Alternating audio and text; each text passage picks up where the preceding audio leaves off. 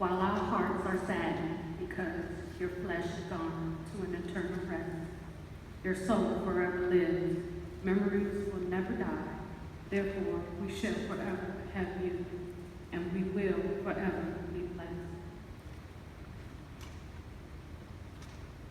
Prime Supreme Lieutenant Colonel Grand Brother Adam, to all who we honor, to be in your presence.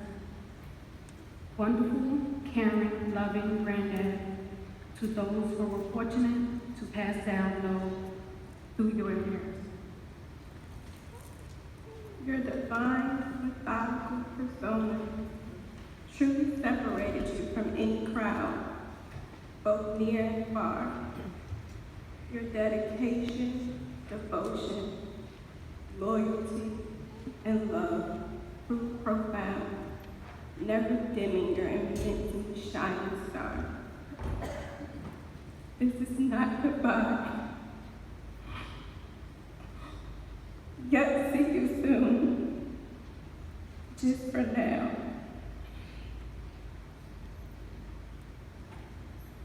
Granddad, watch over the four of us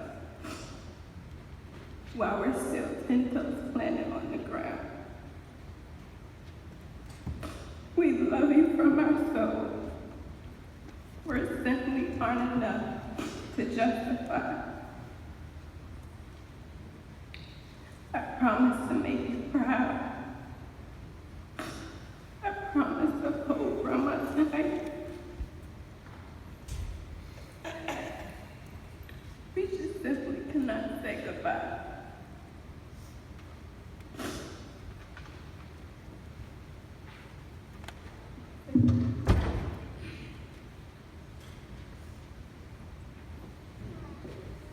Good morning. I'm not really known for speeches, but I wanted to tell my grandfather here today, of course my grandmother, thank you for providing my father, of course, with his life, all right, and everything that they did for him. My grandfather, no matter whether I was away, whether I was here, he always checked up on me through all of his vast resources and network of people that he has here in front of him today. Without that network and the resources of people, I don't believe that I would be standing here in front of you all today. Without a little bit of motivation, inspiration, and guidance through my life, again, regardless of whether he was sitting in front of me or not, it's somebody to live up to. It's somebody for my children and my nieces and my nephews to look up to.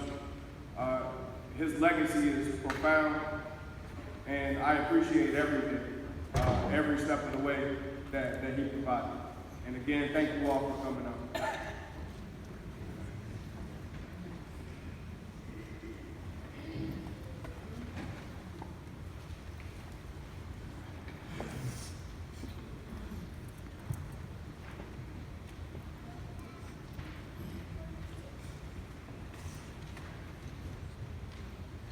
Good morning.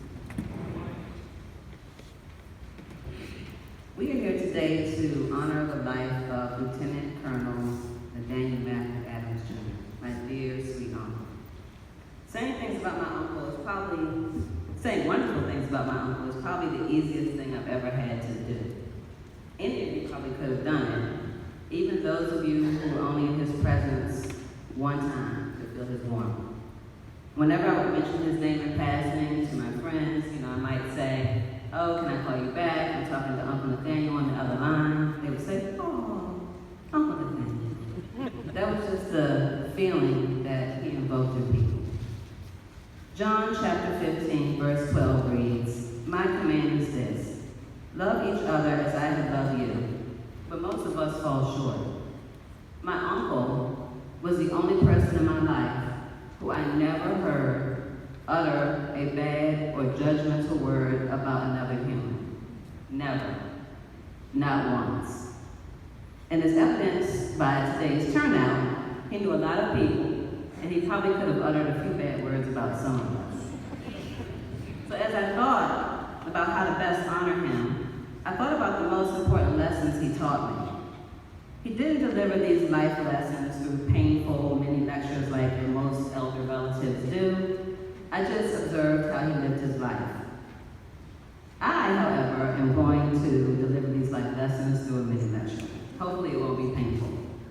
So in the research world, we're trained to make 3 solid points. Fewer than that, and your talk is irrelevant. More than that, and you're labeled bored. So here goes. Here are 3 of Uncle Nathaniel's life lessons as identified by me. Never stop living, never stop loving, and never lose faith. First, never stop living. I had the pleasure of observing my uncle's social life from the sidelines for a few decades. Throughout his life, he cultivated countless beautiful relationships.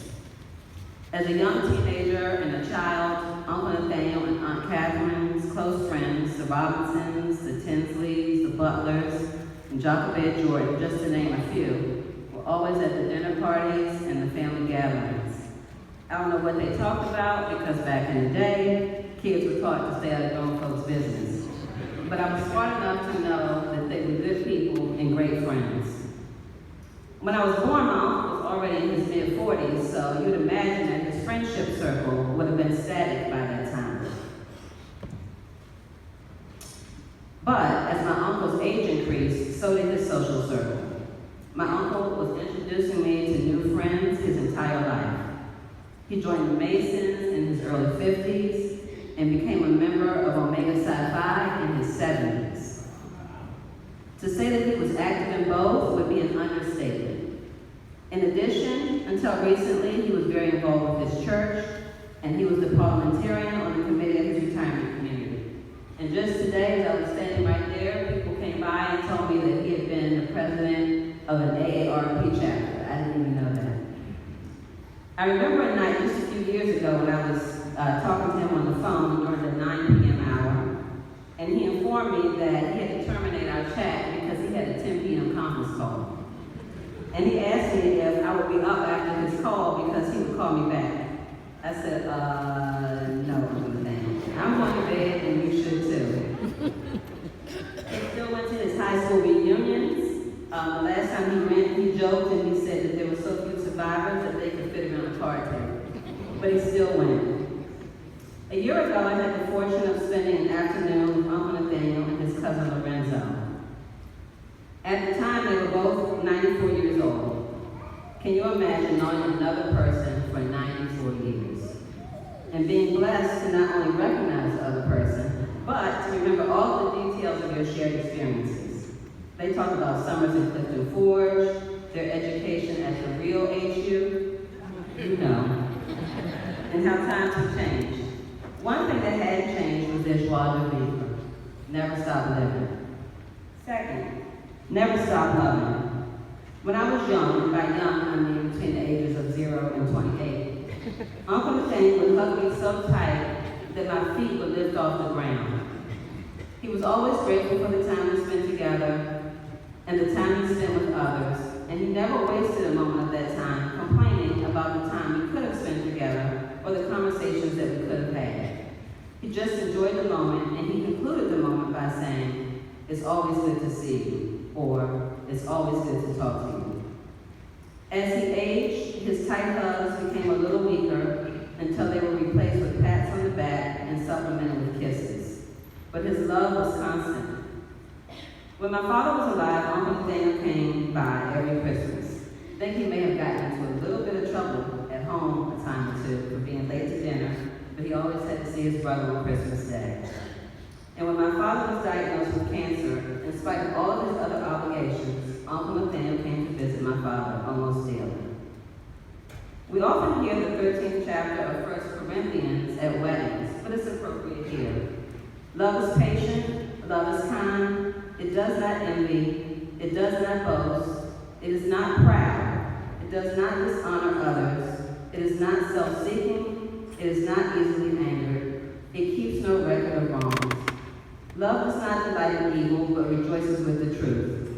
It always protects, always trusts, always hopes, always perseveres. I admire Uncle Nathaniel's love for my Aunt Catherine. Until the day he passed, every night he would go to see her after dinner, to spend time with her, and to give her a goodnight kiss. When he was out, he would proudly tell strangers how many years they'd been together. Over the last few years, Aunt Catherine, you haven't been able to get out as much, but when you were able to join him for events, that was the highlight of his day. Not the fact that he was being honored by an organization for years of service, or the fact that he went on a boat ride, but the fact that he could have a date with his bride. Never stop loving. A little love goes a long way.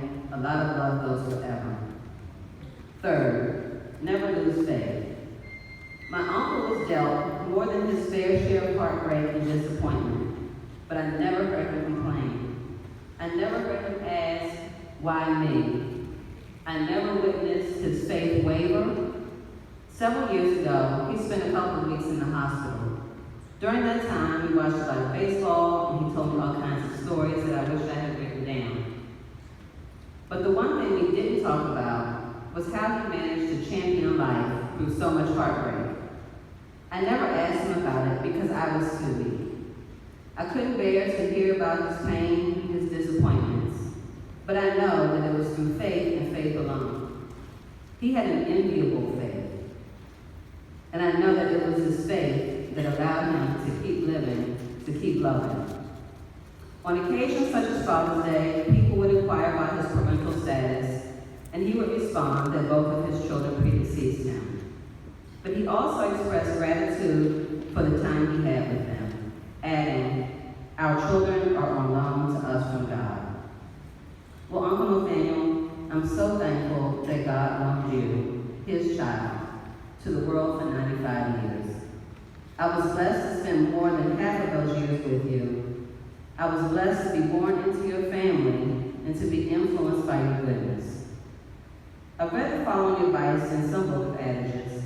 In the story of life, write the best book you can. Have pages on understanding and tales of overcoming hardships. Fill your story with romance, adventure, and laughter. Make each chapter reflect time well spent. My uncle's story was a masterpiece. Never stop living, never stop loving, never lose faith.